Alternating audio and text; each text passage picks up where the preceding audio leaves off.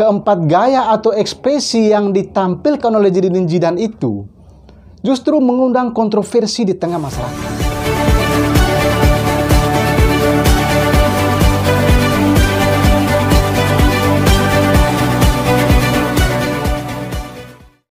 Kali ini Otabliang coba membombardir 4 gaya atau ekspresi komunikasi yang dilakukan oleh Zidane Zidane yang menggemparkan jagat raya ya. Kenapa Otabliang katakan bahwa 4 gaya atau ekspresi komunikasi dari penyanyi pendatang baru Zidane Zidane itu menggemparkan jagat raya? Karena memang keempat gaya itu atau ekspresi itulah yang didramatisir oleh para netizen selama ini. Bahkan ada upaya untuk menggiring Zidane Zidane itu ke jalur hukum. Karena dari 4 gaya atau ekspresi komunikasi yang dia lakukan. Sesungguhnya komunikasi itu hanya ada 2 ya. Komunikasi verbal seperti yang saya katakan ini ya. Ini namanya komunikasi verbal ya. Jadi berucap, berkata-kata. Dan komunikasi nonverbal, ekspresi tubuh, gaya tubuh. Nah, gerakan-gerakan tangan, gerakan-gerakan mata dan lain sebagainya itu adalah komunikasi nonverbal atau ekspresi tubuh ya. Nah, 2 kategori komunikasi itulah yang dilakukan oleh Zidane sehingga mengundang interpretasi dari para netizen. Para netizen menginterpretasi sendiri terhadap gaya atau ekspresi komunikasi yang dilakukan oleh Zidane itu. 4 gaya itu, yang pertama adalah gaya saat Zidane memparodikan lagu sejumlah musisi senior ya. Dan itu bukan hanya dia sendiri, tapi juga bersamaan dengan Triswaka. Dari ekspresi yang dilakukan oleh Zidane Zidane itu, publik pun menginterpretasikan bahwa Zidane Zidane dan Triswaka itu sesungguhnya sedang menghina sejumlah musisi tanah air. Jadi publik memberi makna terhadap pesan komunikasi yang dilakukan oleh Triswaka dan Zidane Zidane. Itulah realitas yang terjadi. Bahwa publik mempersepsikan atau memberi makna terhadap apa yang disampaikan oleh Triswaka dan Zidane Zidane itu menggambarkan bahwa keduanya sedang menghina sejumlah musisi tanah air.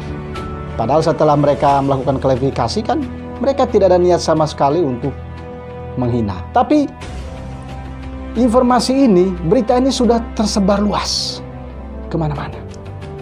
Yang kedua adalah mereka dituduh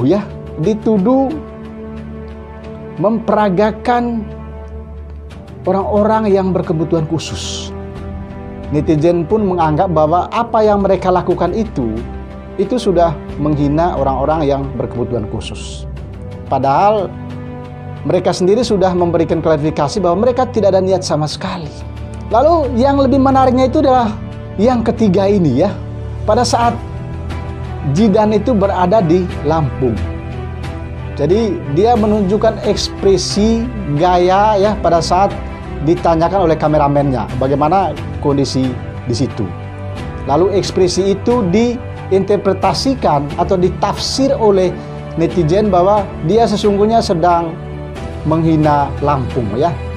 Jadi ekspresi itu menunjukkan bahwa memang situasi di situ lagi panas. Lalu publik atau netizen ya menafsirkan bahwa Zidane itu sedang menghina Lampung. Aneh ya. Jadi kalau ada orang tanya kita bagaimana kondisi di situ, bagaimana keadaannya, kita menjawab ya tempatnya sangat dingin sekali ya. Lalu apakah jawaban kita seperti itu? Orang menganggap kita bahwa kita sedang menghina daerah itu? Kan nggak mungkin ya. Aneh juga sebetulnya ya. Tapi itulah para netizen ya. Nanti Otabliang akan menganalisisnya dari aspek komunikasi. Itu yang ketiga. Lalu yang keempat itu adalah, atau yang terakhir itu terkait dengan Zidan berekspresi menyanyi, ya, menggunakan lagu Makassar, lagu daerah. Lalu orang menganggapnya atau netizen menginterpretasikan atau menafsirkan itu bahwa dia sedang menghina azan. Coba Anda bayangkan ya. Jadi dengan mudahnya, dengan gampang dan entengnya para netizen itu memberi makna terhadap gaya ekspresi yang dilakukan oleh Zidane Zidan itu bahwa dia sedang menghina azan atau mempermainkan azan ya. Coba Anda bayangkan. Iya, itu tadi 4 gaya atau ekspresi yang ditunjukkan oleh Zidane Zidan. Lalu publik atau para netizen itu memaknai setiap gaya atau ekspresi yang dilakukan oleh Zidane Zidan itu yang seolah-olah Zidane Zidan itu sedang menyindir, sedang menghina. Padahal itu adalah makna yang diberikan oleh para netizen, bukan makna yang sesungguhnya ya. Bukan makna yang sebenarnya kalau kita kaitkan dalam konteks komunikasi ya. Nah, sesungguhnya yang ingin Dr. Brian katakan adalah bahwa kalau menurut ahli komunikasi David Berlo itu, seorang ahli komunikasi yang mengatakan bahwa sesungguhnya elemen-elemen komunikasi itu tidak hanya sekedar siapa mengatakan apa kepada siapa melalui apa dan dengan efek apa, tetapi dia lebih dalam lagi mengkajinya, bahwa sebetulnya komunikator atau sumber atau siapa tadi itu ya, itu juga harus memiliki pengetahuan. Mereka memiliki pengetahuan, mereka juga memiliki attitude, mereka juga memiliki budaya atau culture.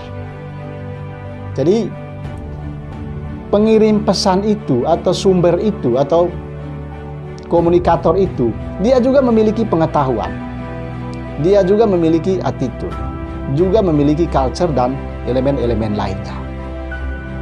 Dan juga penerima pesan atau komunikan juga itu memiliki ya pengetahuan, memiliki attitude dan juga memiliki culture atau budaya. Jadi baik itu pengirim pesan ataupun penerima pesan, dua-duanya itu memiliki pengetahuan. Dua-duanya juga itu memiliki attitude. Dua-duanya juga itu memiliki culture atau budaya. Jadi kalau kita berkomunikasi dengan gaya apapun, seharusnya juga itu harus kita mengedepankan etika komunikasi. Bagaimana kita berkomunikasi? Karena ya, attitude juga itu tidak hanya dimiliki oleh pengirim pesan, oleh komunikator, oleh sumber, tapi juga harus dimiliki oleh penerima pesan.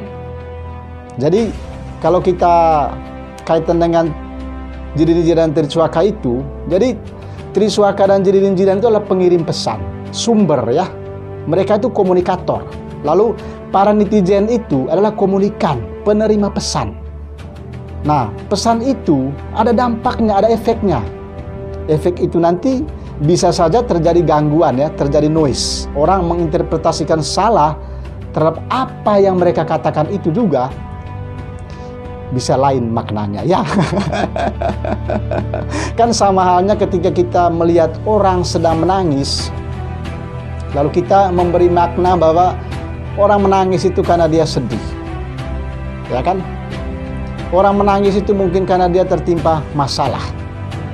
Padahal sebetulnya tidak semuanya seperti itu. Ada juga orang menangis karena terharu. Makanya di sini yang paling penting adalah bagaimana kita menelaah, mencari tahu, ya, memfilternya terhadap semua informasi, semua pesan yang kita terima. Jangan sampai kita menelahnya secara bulat-bulat lalu kita memberi sebuah kesimpulan dan kita memberi maknanya sendiri-sendiri ya. Kalau itu yang terjadi, maka ada pihak yang dikorbankan dalam kasus seperti ini. Semoga ini menjadi pelajaran bagi kita semua, ya, bahwa pesan yang kita sampaikan itu bisa saja berdampak negatif. Karena apa? Karena orang salah menafsirkannya. Orang salah memberi persepsi terhadap pesan yang kita sampaikan. Padahal makna sesungguhnya itu ada pada pemberi pesan itu sendiri. Semoga video ini berguna bagi kita. Kalau Anda merasa bermanfaat, mohon bantuannya untuk meneruskannya, men-share ke sahabat-sahabat kita. Dan bagi yang belum subscribe channel ini, mohon bantuan untuk subscribe ya, dan nyalakan lonceng notifikasinya ya, agar Anda bisa mengikuti informasi yang disampaikan oleh Otak Belayang setiap saat ya.